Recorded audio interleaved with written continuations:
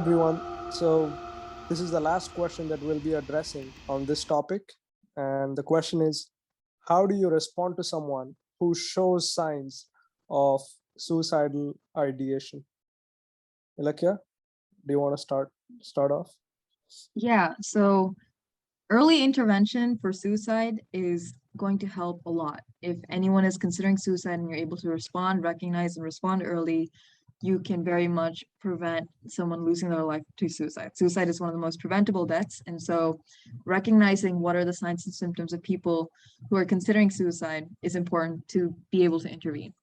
So some of the signs that you might notice are, so like verbal, they might say things directly or indirectly that indicate that they are considering ending their life. So they might say things like, I wish I wasn't around. You guys must all be so sick of me. Or like, I just wish I could sleep forever.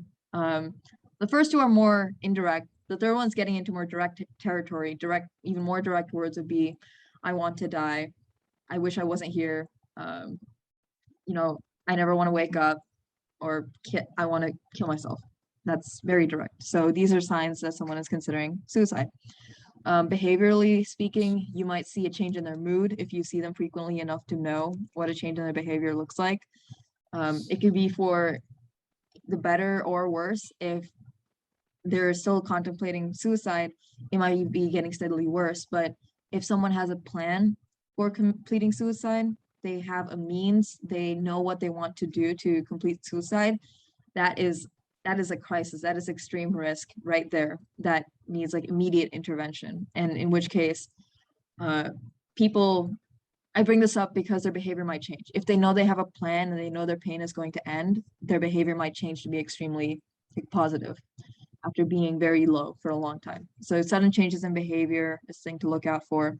Other things like showing up late all the time, always sleeping in, or showing up disheveled. They don't really care about their appearance to other people.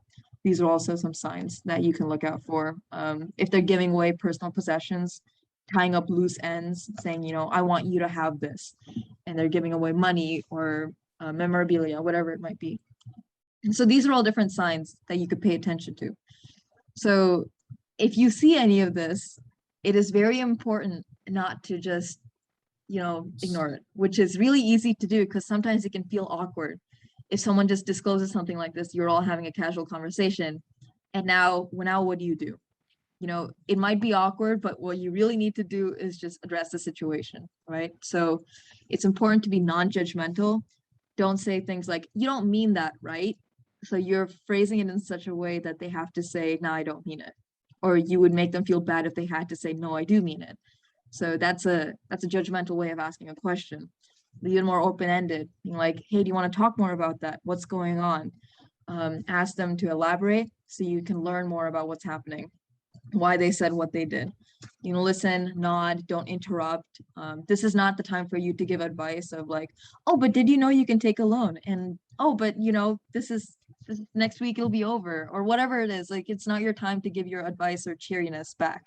Listen non-judgmentally, get them to explain what's happening, and then afterwards, then you can slowly respond. First establish that you really care about them, right? Like, I really care about you. I want you to be here. You mean a lot to me. I don't want to lose you. These are things to say. You can also ask them directly, depending on the signs. Even at any point, whether it's a very mild sign or a very severe, like it's a crisis right now, you can ask them, are you considering killing yourself? You can ask it that directly. There is no harm in asking that question because you cannot put the idea of suicide into someone's mind. They are either already considering suicide or they aren't. Asking about it isn't going to change it, but asking about it gives someone who is thinking about it a way to say yes. They get to share what they're going through, their pain, to someone. They get to share that with someone. They don't have to bear it by themselves. So ask the question, I really care about you, but this is concerning me. Are you considering killing yourself? Are you considering harming yourself? If they say yes, you can ask them if they have a plan to do it. This might involve, I'm going to take this medicine. I'm going to use this rope. I have a knife. I'm going to jump off the balcony. That's a plan. If they have a plan, get them away from that scenario and, offer like there's a lot of suicide helplines that you can call. Within India, we have been compiling a resource that has different helplines for different states, different hours, what they help with, things like that. So offer to call a helpline. If you aren't a close friend and you're doing this to a stranger who you just happen to meet and they're saying all these things, ask them if there's someone close to them that they trust that they would like to share this with. Like, would they like to talk to their brother? Would they like to talk to their parents? Would they like to tell a friend? Get them to connect with someone who can help them better and longer than you can if you're just a stranger. That's more on the crisis end. Otherwise, let them know that you really care and support them, and then slowly offer support and resources that are meaningful, right? So if it's financial well-being, what can you offer? Can you offer to look something up with them? Can you say, hey, let's meet and let's talk about this? Set something in the future so that they have to stick around to do it with you, right? That you expect to see them again. So these are some ways that you can respond, but the bottom line is don't be judgmental, show that you care and act on that care, right? So those are some tips for how you might respond. That was quite comprehensive. Ilakkiya, I'll tell you what happened with a friend of mine, the situation that he faced. And I want to know what you think of how he should have handled it. He was in his early 20s then. He had just graduated college. He had been estranged from his entire family since his late teenage years. He was not on speaking terms with them for 3 years. But when he finally got close to graduating from college, around that time, he started by interacting with his younger brother again.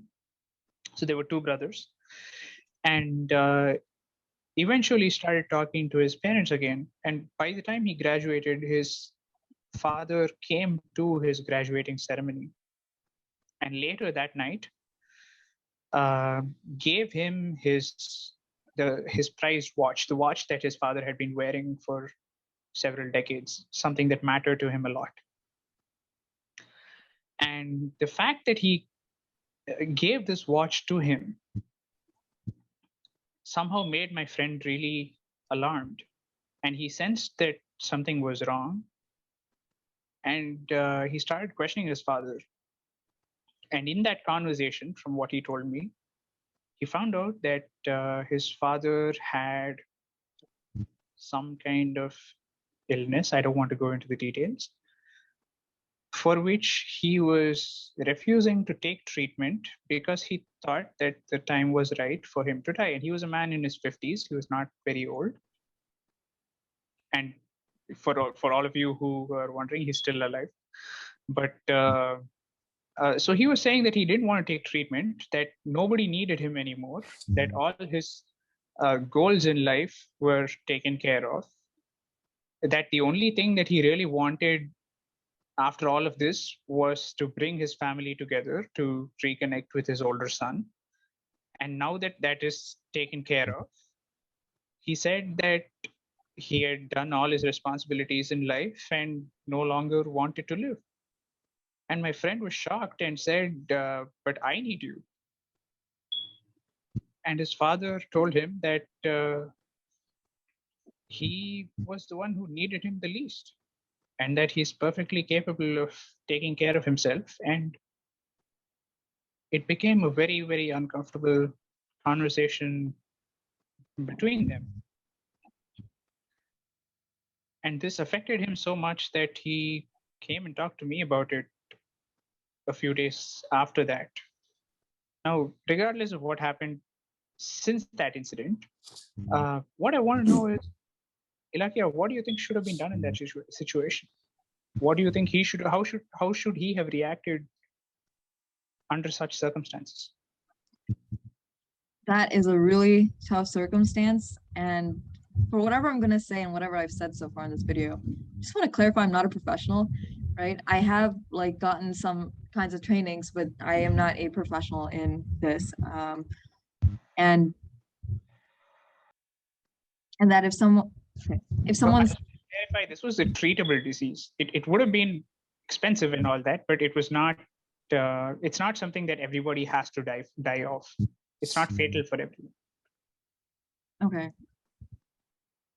I guess it's really tough, but I don't know, some things your friend could do might be to like try and, you know, show him what are the things that are yet to come that he would like his dad around to be for, to see, to experience, to try and understand, like, why was it the cost that was stopping the dad from getting treatment? If it was just the idea that everything he needed to do was done, you know, showing like, I think your friend did a good thing of, or I don't know if he did or did not do this, but I guess like showing how much he needed his dad around would be important. He said that he really needed him, and they hugged, which was very, very unusual for them, given how estranged they'd been.